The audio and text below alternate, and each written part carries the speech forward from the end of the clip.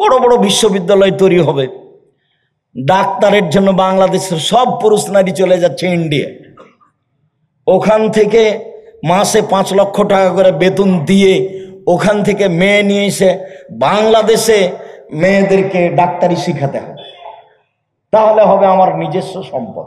কথা বুঝাতে পারি? তাহলে আমি নিজের পরিচয় নিজে চিনতে পারবো আমি কে। গান বাজনা করতে করতে অসুখ বিসুখ হয়ে গেল, তখন টাকাটা আবার ইন্ডিয়াতে দিয়ে আসলাম, তা আমি নিজে কি করলাম? বক্তারা ভালো চলছে যে কিভাবে বক্তব্য দিলে মানুষ খুশি হবে, টাকা পাওয়া যাবে। মসজিদের সেক্রেটারি সভাপতি মসজিদে টাইলস লাগাবে, সবাই নিজ নিজ জায়গাতে আছে, জাতির জন্য কে আছে? জাতি ভুলে গেছে যে আমি কে। 1 মিনিট, আমি কোনো কথা সহজে বলতে চাই না। তো গোলাম মুর্তজা নামে একটা বক্তা ছিল ইন্ডিয়ার, ওর একটা বক্তব্য ছিল যে রাজশাহীতে একটা বিস্কুট ফ্যাক্টরি তৈরি হয়েছে, যার দারোয়ানের বেতন হলো 30,000 টাকা। তো দরখাস্ত পড়েছে, তো কয়েক হাজার দরখাস্ত পড়েছে। তো ঘটনা কি ছিল? ঘটনা ছিল যে বগুড়া জেলার ডিসি এসেছিল বাঘাচার ঘাটে একদিন, কথার কথা কিন্তু এটা কথা নয়, এসে দেখছে বাগান, স্বামী স্ত্রী মিলে বাগান দেখছে, বাচ্চা ওই গাড়িতে শুয়েছিল, কেটে যেন বাচ্চাকে চুরি করে নিয়েছে।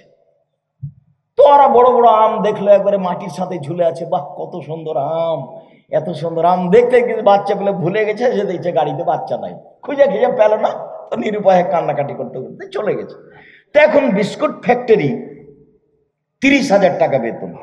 তো যে লোকটা একে চুরি করে নিয়ে গেছিল, সে লোকটা এই ছিল ওর বাড়িতে থাকতে তো বড় হয়ে গেছে, ডোড্ডা মোড্ডা যেটা হোক হয়েছে, হয়ে একটা দরখাস্ত করেছে ওই গার্ড হওয়ার জন্য, তারপরে ও ওই নিয়োগ পেয়েছে।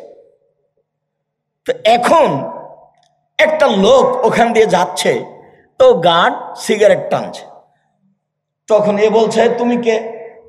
তখন গার্ডটা বলছে হ্যাঁ আপনি আমাকে চিনেন না, 3,000 মানুষ দরখাস্ত করেছিল, তার মধ্যে আমি লিস্টে এসেছি, আমি সে গার্ড, 3,000 বেতন, আপনি আমাকে চিনেন না? ও তোমাকে আমি চিনি না, তুমি তোমাকে চিনো না, তোমার বাপ হলো আপনার ওই বগুড়া ডিস্ট্রিক্ট ম্যাজিস্ট্রেট ডিসি, তোমার বাপ আর তোমার মা এসেছিল এখানে আম বাগান দেখতে, আমার চাচাতো ভাই তোমাকে চুরি করে নেয়। তো ঘটনা হলো এই, তুমি হলে পাহারাদার গার্ড। তখন ও বলছে ছি ছি ছি ছি, সিগারেটটা ফেলে দিয়ে ছুটেছে বাড়ির দিকে, দেখি আমার বাপ মা কোথায়। ও তো ডিসির ছেলে, ডিসি ওই এতক্ষণে বুঝতে পেরেছে নিজের পরিচয় বুঝতে পেরেছে আমি কেন পাহারাদার। আমি যখন বুঝতে পারবো আমি কেন পাহারাদার, তখন আমি বুঝবো যে আমার এই গান বাজনা এগুলোর মধ্যে গাঁজা, তারপরে খেল তামাশা, এগুলো নিয়ে মত্ত থাকা হবে না, মসজিদের টাইলস নিয়ে মত্ত থাকা হবে না, রাস্তাঘাট নিয়ে মত্ত থাকা হবে না, গাছের নিচে ছেলেরা পড়াশোনা করে মানুষ হয়েছে, কোথায় ছেলে পড়ালে মানুষ হবে, মানুষের মতো মানুষ হবে, কোথায় ছেলে পড়ালে ছেলে সিংহ হয়ে বড় হবে, অন্যায় তার কাছে আশ্রয় পাবে না, সেই চিন্তা ভাবনা মাথায় আসবে। যেহেতু নিজেকেই চিনতে পারলাম না নিজে, তখন আমিও পশু প্রাণী, ছেলে মেয়েও পশু প্রাণী। সম্মানিত দিনী ভাই বোন, বলছিলাম আদর্শ পরিবার জরুরি, যে ছেলে মেয়েকে বলে দিতে হবে 1 শিরক করো না, 2 সালাত আদায় করো, 3 রাস্তায় চলার সময় অফিস আদালতে কোর্টে কাছারিতে সামাজিকভাবে মানুষকে উপেক্ষা করো না, 4 অহংকার করে চলো না, 5 অগজব সৌতা, মানুষের সাথে কথা বললে নরম ঠান্ডা করে বলিও, নিশ্চয় চিৎকার করে কথা বলা গাধার পরিচয়। আল্লাহ বলছে ইন্না আনকারা লাসওয়াতিল আসাওয়াতুল হামির, সবচেয়ে খারাপ কণ্ঠ হলো গাধার কণ্ঠ। কথাতে কোনো সময় চিৎকার থাকবে না। বাপে ছেলেকে বলছে আদর্শ পরিবার।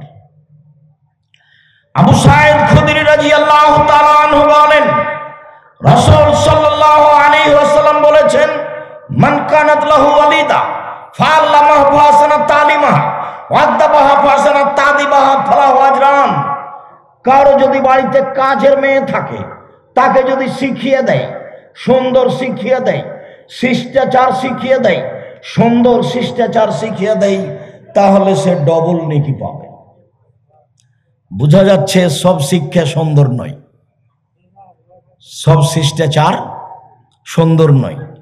এই কথা আপনার খুব ভালো মনে আছে যে যারা শিক্ষা অর্জন করে তার পায়ের নিচে ফেরেশতা পর বিছায়। তো তুমি একটা বাঘা চারঘাটের ছেলে, সিগারেট হাতে আছে, দাড়ি চাঁচা আছে, প্যান্টটা টাকনো নিচে আছে, তুমি কলেজে যাচ্ছ, তো তোমার পায়ের নিচে ফেরেশতা পর বিছায়, তোমার মনে কি বলে? তোমার বোন ঢাকা বিশ্ববিদ্যালয়ে পড়ে, তুমি তাকে গাড়িতে তুলে দিয়ে আসলে, প্রায় অর্ধনগ্ন, ঢাকা বিশ্ববিদ্যালয়ে পড়ে, বন্ধু বান্ধবের সাথে চলে, তুমি কি মনে করো তার পায়ের নিচে ফেরেশতা পর বিছাই?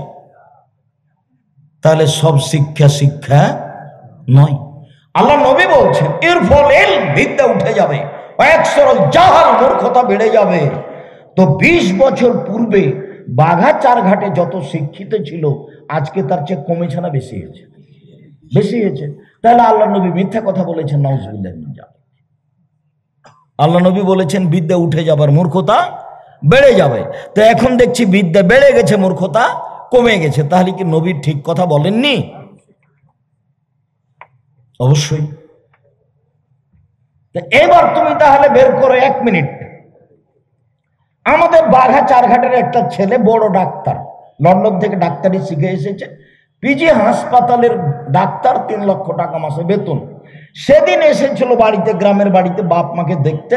তো দেখলাম যে ডাক্তার গাড়ি থেকে নামলো, প্যান্ট পরে আছে, প্যান্টটা টাকানোর নিচে আছে, গলায় টাই আছে, দাড়ি চাঁচা আছে, হাতে সিগারেট আছে, এভাবে নামলো।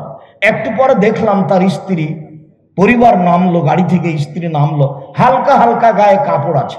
একটু পরে দেখলাম তার মেয়ে গাড়ি থেকে নামলো, তেমন কোনো গায়ে কাপড় নেই। দেখলাম গাড়ির পিছন দিকে কুকুর আছে। তুমি এখন বলো যে এটা আমাদের বাঘা চারঘাটের শিক্ষিত মানুষ, বলো দেখি কিভাবে বলতে পারো? আরো তলিয়ে দেখবা, ও প্রেসক্রিপশন লেখে যে, তো যেই কোম্পানি তাকে টাকা দেয় তারটা লেখে, ও জানে যে এর চেয়ে ভালো ওষুধ আছে। তাহলে এ হলো জাতির প্রতারক, ধোঁকাবাজ। ওর বাপের টাকাই লস। আর ওর যার সহযোগী আছে সব বেটি ছেলে, মহিলা মানুষ। পুরুষ মানুষদের সহযোগী চলে না। একটা কাজও যে ঠিক নয়। চাঁপাইনবাবগঞ্জের বিবাহের অবস্থা যা, আজ বলেছি, চাঁপাইনবাবগঞ্জ জেলার বিবাহের শুরু থেকে নিয়ে শেষ পর্যন্ত একটা জায়গাও ঠিক নয়, সবই না যায়। শিক্ষা খাতের একটা জায়গাও ঠিক নয়, সবই না যায়। তুমি পড়ো শিক্ষা বনাম জাহেলিয়াত, দেখো আব্দুল্লাহ যেটা বললো, ওর আম্মার লিখা, শিক্ষা বনাম জাহেলিয়াত। এটা শিক্ষা নয়। বাচ্চাকে ভুল শিখাচ্ছে, প্রতারণা দেওয়া শিখাচ্ছে বাচ্চাকে। কেমনে হয় শিক্ষা? বইগুলোতে সব প্রতারণা দেওয়া শিখাচ্ছে। সম্মানিত দিনী ভাই বোন, বলছিলাম শিখিয়ে দিল, সুন্দর শিখিয়ে দিল, শিষ্টাচার শিখিয়ে দিল, সুন্দর শিষ্টাচার শিখিয়ে দিল, তার জন্য ডবল নেকি। আপনার শিষ্টাচার আর আমার শিষ্টাচার, ইসলামের শিষ্টাচার আর মানুষের শিষ্টাচার এক নয়। আপনি যখন আমাকে 1 গ্লাস পানি দিলেন, তখন আমি বললাম থ্যাংক ইউ। আর আপনাকে যখন আমি 1 গ্লাস পানি দিলাম, তখন আমি বললাম, আপনি বললেন জাযাকাল্লাহ খায়ের। বলেন তো দুইটা কি সমান? জাযাকাল্লাহ খায়ের মানে হলো এই যে আল্লাহ এর প্রতিদান দান করুক। আপনি বিপদে পড়েছেন লন্ডনে, আমার এই কথাটা, আপনার এই কথাটাতে আমি ভোগ করব সুবিধা লন্ডনে গিয়ে। কেন? এর প্রতিদান আপনি দেওয়ার জন্য কাকে বলেছেন? আল্লাহকে। আর আপনি বললেন থ্যাংক ইউ। বলেন তো এটা দেখ কি হলো? কিছু কি হয়েছে? একটু কি হয়েছে? সামান্য তুমি কি হয়েছে? আমরা তো সব সময় বলি আসসালামু আলাইকুম। আপনি মোবাইলে রিং হচ্ছে, দেখবেন যদি নাম্বার চিনতে পারেন এটা হিন্দুর, তাহলে আপনি বলবেন জি ধন্যবাদ, কেমন আছেন আপনি। আর যদি চিনতে না পারেন, মুসলমান হোক, বৌদ্ধ হোক, খ্রিস্টান হোক, ডোম হোক, চামার হোক, যে হোক না কেন, বলবেন আসসালামু আলাইকুম। তা আপনি বলছেন হ্যালো, হ্যালো বলে কুকুরকে ডাকে, বলেন তো এটা আপনি কি বললেন, ওরেতে কি উপকার হলো? শিষ্টাচার। আপনি যখন বিদায় দিলেন তখন বললেন টাটা বাই বাই, এটাতে কি হবে? আপনি বললেন নাস্তাদুল্লাহ দীনাকা ওয়া আমানাতাকা ওয়া আখিরা আমালিক ওয়া যাওয়াক্কাল ওয়া তাকওয়া গাফারা যামবাক ওয়া ইয়াসসারা লাকাল খায়রা হাইসুমা কুনতা। চাচা, আপনার সব কিছুকে আল্লাহর কাছে গচ্ছিত রাখলাম, আল্লাহ আপনাকে পরহেজগারিতা দান করুক, আল্লাহ আপনাকে মাফ করুক। যেখানে আপনি যান না কেন আপনার সবকিছু যেন সহজ হয়ে যায়। এবার তার কি হবে? সুবিধা হবে। শিষ্টাচার শিখিয়ে দিল, সুন্দর শিষ্টাচার শিখিয়ে দিল, তার জন্য ডবল নেকি আছে। তাহলে শিষ্টাচার সবটা সুন্দর নয়, বিদ্যা সবটা সুন্দর নয়, আদর্শ পরিবার। আবু হুরায়রা রাদিয়াল্লাহু তাআলা আনহু বলেন, রাসূল সাল্লাল্লাহু আলাইহি ওয়াসাল্লাম বলেছেন, ইয়াকরাহুল কালামা বাদাল ইশায়ে ওয়া ইয়াকরাহুন নাওমা কাবলাল ইশায়ে। এশার সালাতের পূর্বে ঘুমানোকে ঘৃণা করতেন, এশার সালাতের পরে কথা বলাকে ঘৃণা করতেন। এশার সালাতের পরে কথা বলাই ঘৃণিত কাজ। তো ঘন্টার ঘন্টা দোকানে আড্ডা পিটা চলতে পারে কি করে? চিরদির জন্য বাঘাচার ঘাটে আড্ডা পিটা হারাম। আজ থেকে দুইজন যেখানে লোক বসে আছে সেখানে বসবেন না। চারটা কথা মনে রাখবেন। এক, 5 ওয়াক্ত সালাত যে কোনো মূল্যে পড়বই। এর চেয়ে পৃথিবীতে কোনো জরুরি কাজ নেই, সেটা হাইকোর্ট হোক আর জজ কোর্ট হোক, সেটা যেটাই হোক না কেন, পৃথিবীতে মানুষের সবচেয়ে জরুরি কাজ হলো 5 ওয়াক্ত সালাত। 2, হালাল রুজি। অল্প দিন বাঁচতে এসে হারাম রুজি উপার্জন করতে হবে না, শ্বশুর শাশুড়িকে টাকা ফেরত দিতে হবে, টাকা নিতে হবে না। বোনকে ভাগ দিয়ে দিতে হবে, বোনের ভাগ নিতে হবে না। যদি তুমি আমাকে জিজ্ঞাসা করো, আপনি যদি আমাকে জিজ্ঞাসা করেন আব্দুর রাজ্জাক সাহেব আপনাদের জমি জায়গার খবর কি, আমার বাপ যেদিন মারা গেছেন মাটি দিয়েছে, আগে জমি ভাগ করেছে, জমি ভাগ করে ভাগটা দিয়ে দিয়েছি, আর আমরা 2 ভাই বলেছি আমাদের যে ভাগ আছে সেটা তোমরাই খাও। 15-16 বছর হলে আমার বাপ মরা, আমরা ওটা দিন খোঁজও নিনি। আমার ছোট ভাই মুস্তফা কামাল বরিশাল মডেল কলেজের শিক্ষক, আর আমি এই যে রাস্তাঘাটে ঘুরি, বেকার মানুষ।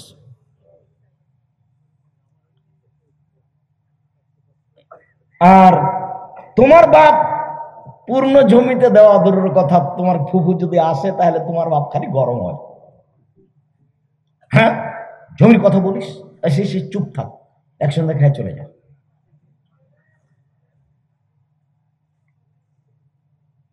সম্মানিত দিনী ভাই বোন, রাসূল সাল্লাল্লাহু আলাইহি সাল্লাম বলেন জরুরি 4টা কাজ মনে রাখবেন। 1, 5 ওয়াক্ত সালাত। 2, হালাল রুজি। 3, কোরআন তেলাওয়াত, অন্তত সূরা ইখলাস।